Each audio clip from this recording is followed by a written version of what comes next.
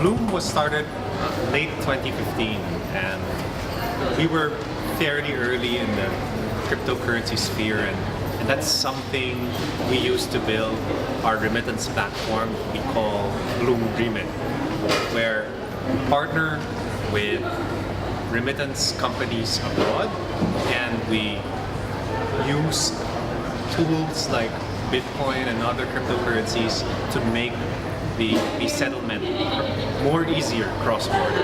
The industry is going through, which is a little strange, like a lot of growing pains again. Like you see a lot of money services businesses that are losing accounts, they're becoming debanked, so to speak.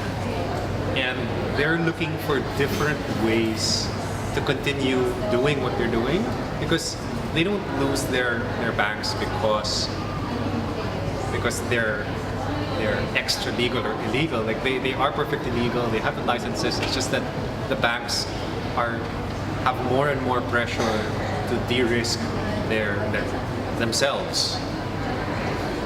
And I think besides that, like that's where the industry is headed. But for this region in Asia in general, like it's still quite cash heavy. Even in places like Hong Kong, you know, it's a financial capital of the world, but it's still pretty cash heavy.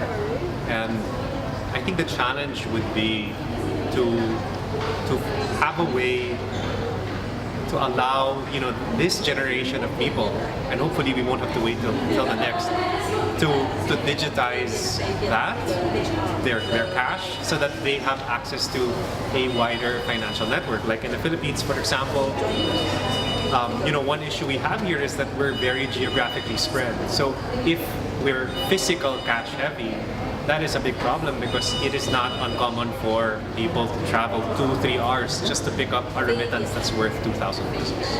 IMTC, the attendants come from a wide range. Like you have the traditional finance people, the payments experts. You also have the young upstarts, founders of these young companies that are trying to get into the space.